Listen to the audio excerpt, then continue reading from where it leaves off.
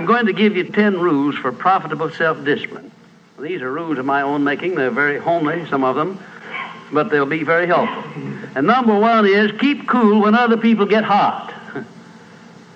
I know you can agree with that one, but I'm not so sure that you'll always live up to it. We're inclined, all of us, to get hot when the other fellow gets hot. Say angry things when the other fellow starts saying angry things. I was in the home of the president of a big electric power company one evening when there came a storm, and he called up one of his head men to go out to take care of an emergency that happened as a result of that storm. It was on Sunday evening. The man was gone about 2 hours, and when he came back, he came up on the front porch of the home of this man and called him out on the porch, and I never heard a man get such a tongue lashing in all my life as this president of the electric power company gets. He says, you blankety blank blank, you think because you're the president of the company, blankety blank blank, and I'm just as good as you are, blankety blank blank. Oh, it was terrific. I only heard one side of the conversation because there was only one side of it. One man was doing all the talking, and one man was doing all the listening. And after this had been going on for fully 3 minutes, the other man ran out of wind and had nothing more to say. He was mad, you see, because they'd called him out on this stormy night. I heard the president close the door, and he came back, and he just smiled and said, why, the man was a little bit hot, wasn't he? That's all he said. A little bit hot, wasn't he? I expected any moment to hear fists begin to fly out there. But you see, there was a man who had risen to great heights of achievement financially, and he had done it by self-discipline in every respect. And he didn't propose to allow a workman who had been temporarily unbalanced by his anger to throw him off balance and make him stoop to that level. He just didn't propose to have that done. And you'll notice when you get into an argument with anyone, and you're apt to if you don't watch yourself, that if you'll just remain silent while the other fellow is blowing off his top, he finally gets to the point where he's got no more top to blow off. Then if you want to get in a few words of your own, that's a mighty good place to do it. It's a mighty fine thing if the words that you get in are not the kind of the words you've been hearing. In other words, if you say something back kind in return, it's far better for the other fellow and far better for you. It shows you to be the bigger of the two persons. Now, anybody can get mad and blow his top because of what somebody does or says, and that's happening all the time. But the truly big man, the man who is in charge of himself, he doesn't allow anybody to draw him down to that level of a street brawl or of an argument in harsh words unless he wants to do it. And if he's truly a big man, he doesn't want to do it. Number two, remember there are 3 sides to all arguments. We ordinarily think there are 2 sides to all arguments, but they're not. They're 3. There's your side, there's the other fellow's side, and then there's the right side, which is usually about in the middle of the 2 viewpoints. Remember that when you get into an argument with the other fellow. Don't assume that he's always at fault. Maybe you're partly at fault too. Maybe neither one is totally at fault. The chances are, in all of the arguments I've ever heard, both parties were partly to blame in one way or another. I have never heard an argument where one party entirely was to blame, although I suspect there are such arguments at times. Number 3, never give directives to a subordinate when you're angry. If the matter is urgent, then cool off quickly. Number 4, treat all people as nearly as possible as if they were rich relatives from whom you expected to be remembered in their will. Now that's a good one. That's a honey. That is a honey. If you just do that, treat all people as if they were rich relatives from whom you expected to inherit something at their death. And you can do that. You know, if you had a rich relative that had $1 million he was going to leave to you, or you suspected he was going to, it wouldn't make very much difference what he said or did. He would never throw you off balance. You'd never talk back to him, would you? Of course you wouldn't. You'd be quite silly if you did. Keeping quiet for $1 million seems to me to be a very easy price to pay.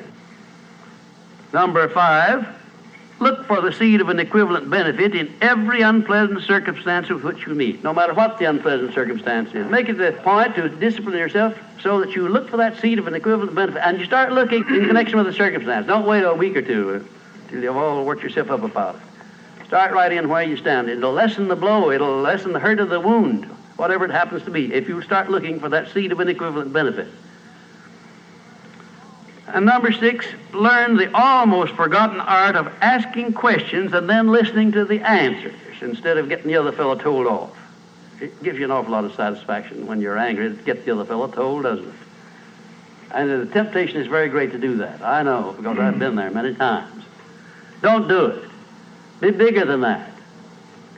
Listen to what the other fellow has to say, and then when somebody makes a statement that you're not sure about, learn to ask this one question. It's one of the most important questions in life. It'll serve more purposes than any other short question that I can think of. When somebody makes a statement that you're not sure about, or that you doubt, or that you question, ask a 4-word question. How do you know? And then wait for an answer and see him squirm. Oftentimes there is no answer. People make wild statements that they can't back up. And instead of getting into an argument and making an incident out of the matter and getting yourself worked up into an argument, let the other fellow stew in his own fat by putting him over the barrel. But that question, how do you know? I had a clergyman in my class once who was very, well, I just don't know exactly how to describe him. He was a fanatic, you might say, on the subject of religion. And he was sure that he knew exactly what was going to happen to me after death. He said so in no uncertain terms, not in the class, but in a private conversation. And he raved and ranted for quite a little while about it. And when he got through, I said, how do you know, Parson? And that really put him over the barrel. He said, that's the way I feel about it. That's my faith. I said, well, now, having belief and faith is one thing, but having evidence is something else again. How do you know what's going to happen to me after I die? I don't know, and I doubt that you do.